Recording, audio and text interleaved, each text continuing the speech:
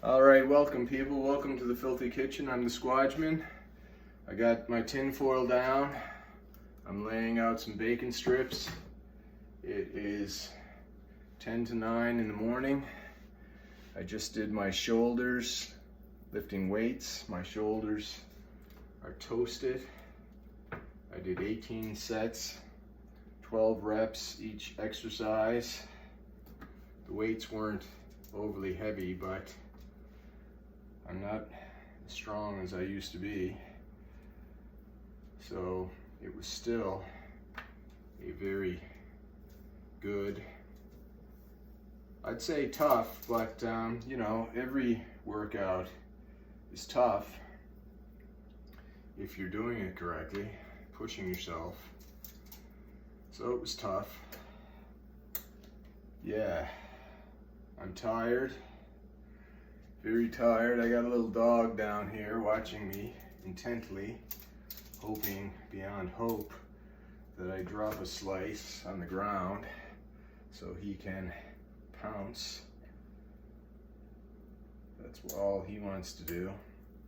Now, this piece of bacon is actually 2 slices, but they're very thin, so blade must have went through at the very end, and you know what I mean. Anyway, I got some extra bacon here, not a lot. I'd like to save some to cook it again, but if I do that, I'm not maximizing the heat, so I'm just gonna fry all this bacon. And when I say fry, I mean bake. It's going in the oven. It's gonna be baked. So at least it'll all be cooked, and then I'm not going to eat it all today, but the thing about this bacon is once it's cooked, I can leave it lying around a bit, put it in the sandwiches. So that's what I'll do. Yesterday I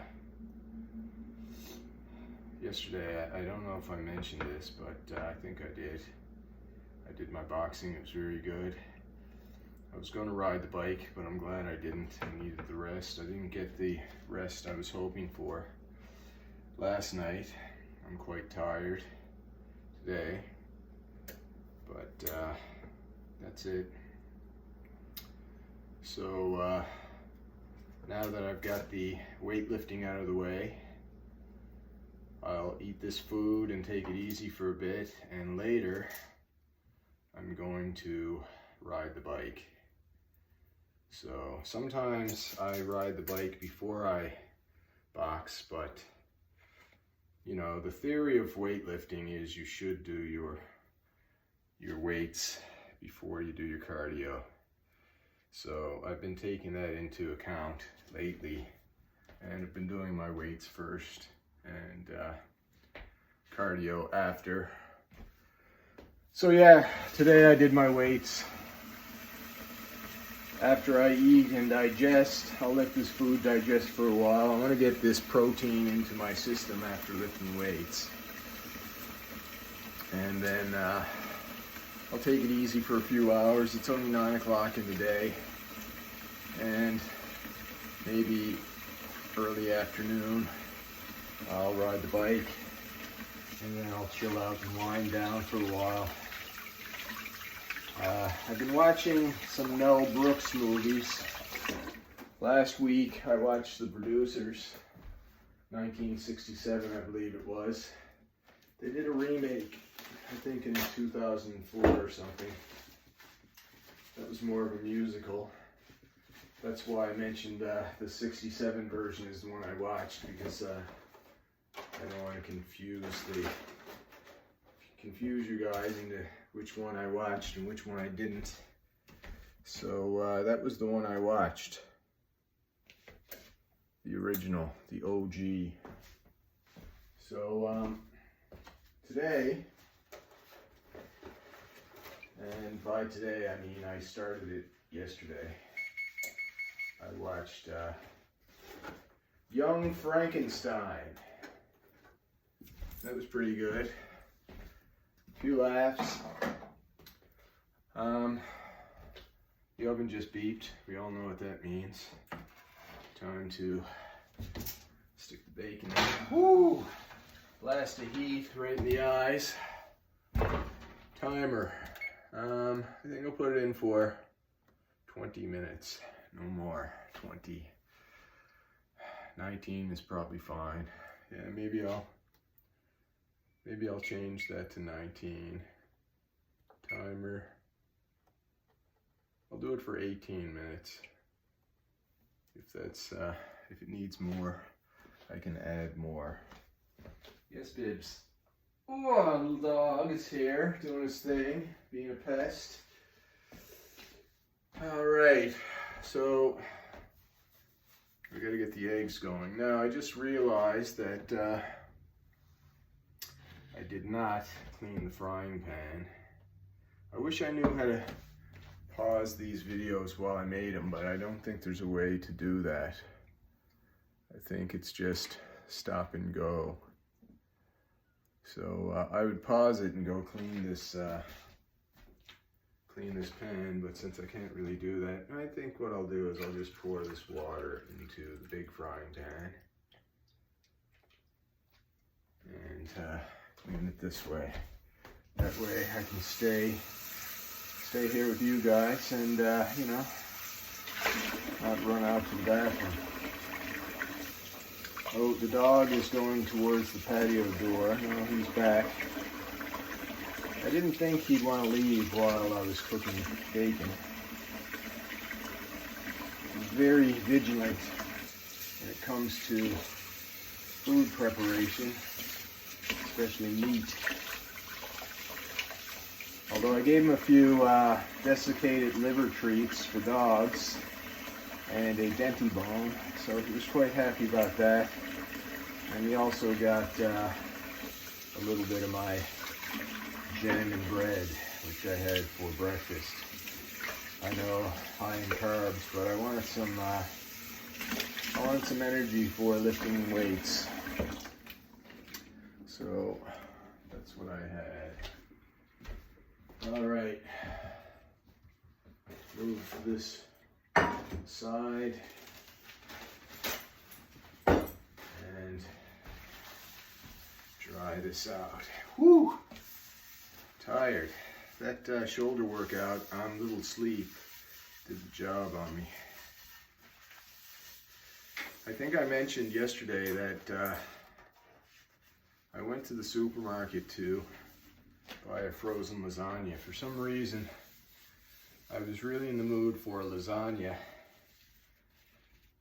Yesterday, it just came over me. So I went to a different supermarket over by my parents' house and looked for a frozen lasagna, and they didn't have one there, which I found very strange. The only one they had was like one of these weight loss type, you know, meals that mainly women eat, lean cuisine or something like that type of thing. You know, a little one. I didn't want that, so I noticed they had like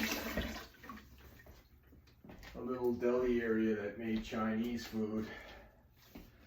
So I bought some Chinese food. You had to weigh it out and buy it, and you know, I weighed out a sensible meal, brought it over to get weighed to see how much it cost, and it was over $30.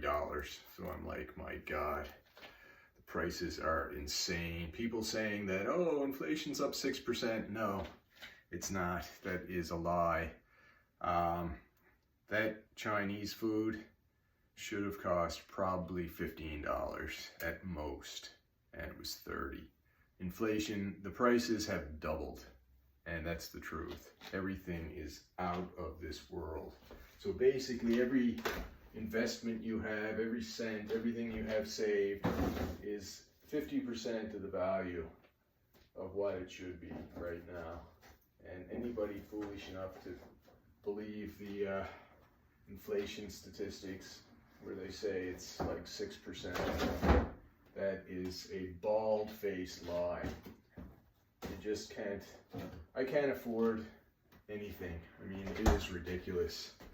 It is absolutely ridiculous how high the prices are right now. I decided long ago, when I started my steak a day, it was when the price of a double Whopper with cheese or a double Big Mac or something like that was $8. So I said, well, if I can get a steak for $8, I'll buy a steak, eat an $8 steak instead of an $8 burger. Well, the last time I went to Burger King last week, it was $14.50 or something for a double Whopper. So I said, I can't afford to eat at Burger King anymore. It's ridiculous. These breakfast sandwiches, they used to be $2.50. You buy two for $5. Not a bad thing. An egg, a little slice of processed meat, a little slice of processed cheese in a bun. Those things now are at least $5 or $6 each. It's absolutely ridiculous. So I buy my steaks still. You know, I can buy a steak if it's really on sale for probably $8 or $9. So that's what I do. Steak a day, it's all I can afford, which is fine. I'd rather eat the steak. So you know, as you have seen, anybody who's followed my channel, you know, 80% of my diet is steak and eggs, you know, and the rest is like bologna, cheese, and bread. And I only recently started eating bread, and I had no trouble cutting bread out of my diet if necessary, but these prices are just insane. Like, I can't afford to go out to a restaurant by myself, let alone take somebody out and treat them at a restaurant. That's just not possible these days. You know, I only make a smidgen above minimum wage, and you know, I slave through the night to do that on very little sleep. So I don't know how I survive, you know. There's no way I could ever afford a house like this had I not bought it back when I actually had money. And people are like, oh, why don't you sell your house and move out? Like, they don't understand. They think I'm living in a video game where, you know, you just press sell house, collect, you know. The truth is, if I were to sell this house, I would break even at zero once the mortgage was paid, because this house needs a lot of repairs. And there's no sense selling the house and breaking even at zero and then go and rent somewhere else. I mean, because if I sold the house and broke even at zero, I wouldn't be able to buy anything, and then I'd have to rent. So anyway, this video is getting long, so I'll put up another video soon. So till next time, who loves you, baby? This guy. So don't forget it, and also remember, you're somebody's favorite person in this world, probably mine. So till next time, love you and goodbye. Hope you're having a good day.